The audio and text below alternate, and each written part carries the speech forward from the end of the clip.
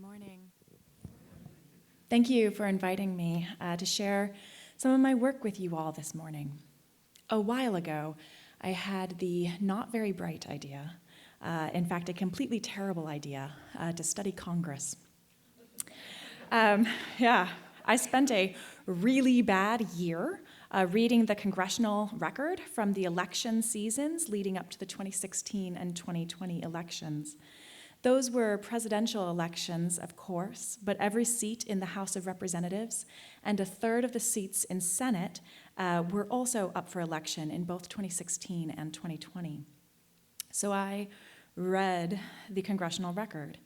The congressional record is kept by the Library of Congress, and the librarians there are spectacular, phenomenal. The congressional record is a verbatim recording of every speech given from the House and Senate lecterns, interspersed with the formal calls from the Speaker of the House and the President of the Senate. I was specifically interested in how Congress talks about the Founding Fathers. And this is important for my research today. Although we're going to talk about the Founding Fathers, I'm not actually talking about them. We're talking about how people talk about them. Yeah. What I discovered is that America has daddy issues. So I turned this incredibly demoralizing project into a book, which I am grateful to be able to tell you will be published later this year with Johns Hopkins University Press. The book is called Invoking the Fathers, Dangerous Metaphors and Founding Myths in Congressional Politics. The editors put the snazzy part, the long part on that, right? Dangerous metaphors, founding myths. The short part of the title is mine, Invoking the Fathers. Invoking, it's a religious word. It means to call out in prayer and supplication. It also means, like its noun form, an invocation. To draw upon or summon, typically the divine, for one's own authority or use. Invoking and invocation, these words have an echo that feel a little bit like witchcraft. And I liked that for my title. Rhetoric, that's my field of expertise. I'm a rhetorician. So anyways, rhetoric has this long-standing flirtation with witchcraft, which is kind of a side story, so I'm going to clumsily try to steer us back to Congress. Here we go. I can say with absolute confidence, there is no witchcraft in Congress these days. But anyways, invocation, yes, Congress invokes the idea of the founders as fathers, calling upon the founding fathers, and invokes Christian religiosity, appealing to Christian values, scripture, and God himself in the same breath. For instance, as Representative Yoho, a Republican from Florida, said recently when advocating for the anti-abortion policies, this is a quote, it's in your bulletins as well, quote, "Our founding fathers were grounded in the Christian principles this nation was founded on. 2 Chronicles 7:14, if my people who are called by my name will humble themselves and pray and seek my face and turn from their wicked ways, then I will hear them from heaven and I will forgive their sin and heal their land." That was part of the 2020 election cycle.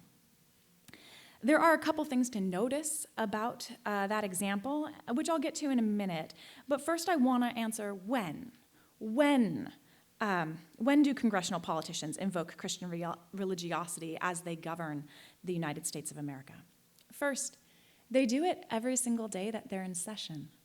Both the House and the Senate opens with a Christian prayer every day. Second, Republican members make overt religious appeals, as Yoho did in the example, when they are advocating for the, quote, right to life. Christianity and anti-abortion arguments and legislation go hand in Congress, and these speeches are really plentiful. They're kind of a dime a dozen here. Republicans talk so often using Christian appeals to discuss the right to life. By the way, that's a phrase that appears nowhere in the Constitution, the Bill of Rights, or the Declaration of Independence. In a similar way, Christian appeals sometimes come up when Republicans argue for the right to bear arms and some other related rights. Third, every once in a rare while, a Democrat uses Christian appeals when arguing for policies to counter climate change. Here, for instance, Senator Whitehouse, a Democrat from Rhode Island, cited Pope Francis's Laudato Si, it's an encyclical letter, and talked about Jesus flipping the moneylenders' tables in the temple as an appeal to Congress not to bow to big oil lobbyists. All right, fourth, Congress uses Christian appeals basically whenever there's a ceremonial speech. And Congress has a lot of ceremonial events. There's Constitution Day, my personal favorite, National Bald Eagle Day, and National Bible Week. Yes, week. So President Franklin Delano Roosevelt declared the week of Thanksgiving to be National Bible Week in 1941, and Congress spends a whole week making ceremonial speeches about how wonderful the Bible is. Listen, if any of you came here thinking that we have a separation of church and state, or at least a pretense of a separation of church and state, well, this is all going to be very disappointing. Yeah. So anyways, there are a lot of ceremonies, and they like to make Christian appeals during those ceremonies. And often these ceremonies celebrate America's founding, which brings us to our final point. When do they invoke Christian appeals? Well, and this is extra intriguing, but they make a lot of Christian appeals whenever they bring up the Founding Fathers. So they might be talking about taxes or oil drilling restrictions or impeachment or war or immigration or literally anything. And if they bring up the Founding Fathers, chances are pretty good that they're going to make a Christian appeal. So look again at that quote from Yoho. Here it is. Our founding fathers were grounded in the Christian principles this nation was founded on. 2 Corinthians 7:14, if my people. And he goes on. Or consider this letter from Donald Trump about Nancy Pelosi during the first impeachment of 2019, which got caught up in the 2020 election cycle. Multiple members of the Republican Party read this letter into the congressional record. Here it is, quote, "Even worse than offending the founding fathers, you are offending Americans of faith." Or here's another one. This one is about partisanship, but really it was about support for Trump in the 2020 election cycle. This is Representative Gregory Murphy, Republican from North Carolina, stating, "Our founding fathers warned us about the danger of mob rule. This country needs prayer, not this disruptive partisanship." So you see how this works? It goes founding fathers, blah, blah, blah, Christian appeal. Right? That's the formula. And you'll see it everywhere you turn in Congress. I'm not a mathematician, so I'm going to call it a formula. We'll be okay. So it bears noting that this formula is far more popular among Republican congresspeople, but you do see it pretty much everywhere in both the House and the Senate from both Republicans and Democrats. Now, I want to pause here and say that some of these congresspeople are devout believers who are authentically referencing a faith that they daily practice, and others are more opportunistically pandering to their base. And either way, I don't really care. What I'm trying to say is that it's immaterial to me whether they believe or are opportunistic here, because I am not the faith police. And I'm not a psychologist or a pastor. I'm a rhetorician. I don't study what's in your head or your heart or your soul. I study what comes out your mouth. I study the logic and the assumptions, the consequences of what people say and write and turn into film and television. Okay.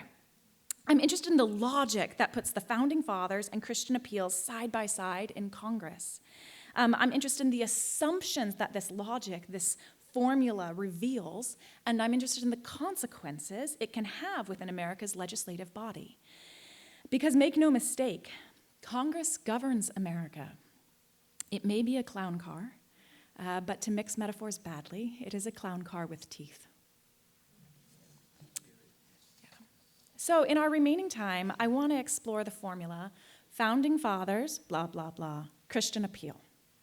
First, to call the loose association of men, some of whom signed the Declaration, others of whom signed the Articles of Confederation, still others of whom signed the Constitution, and then a really different group of people became senators and thus voted on the Bill of Rights. To name them as a group is a big deal, much less as fathers. This is a conspicuous move.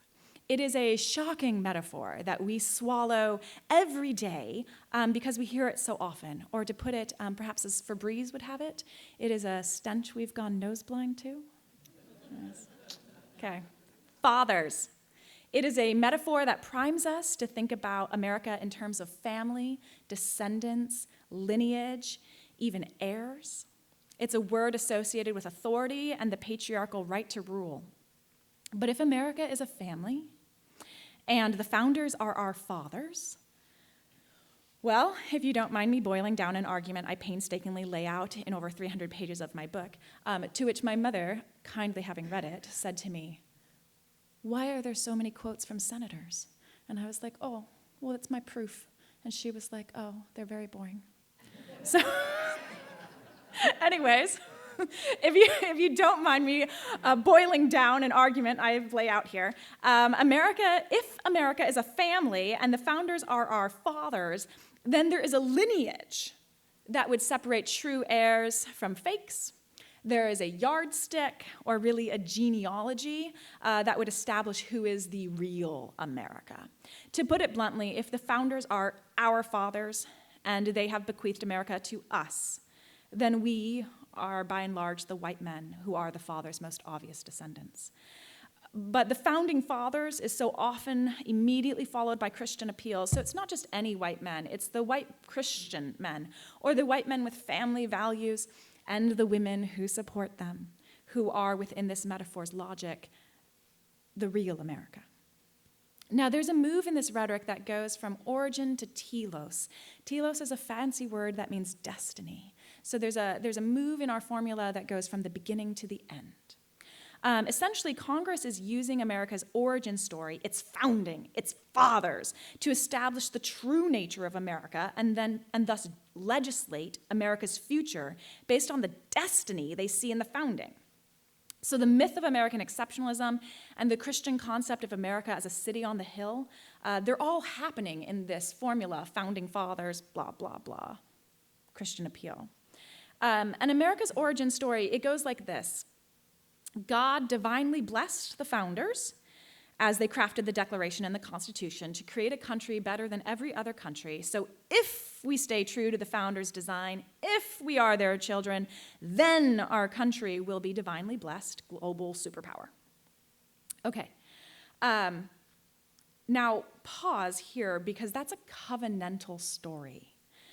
It goes from origins to telos to destiny, and it has an if-then clause in it. You might be most familiar with the Abrahamic covenants. If my people who are called by my name, blah, blah, blah, then I will bless them and their land. That's the famous Abrahamic covenant from the Old Testament. You can find it in Leviticus 26 and Deuteronomy 28. It's also the same covenant that Yoho was citing, right?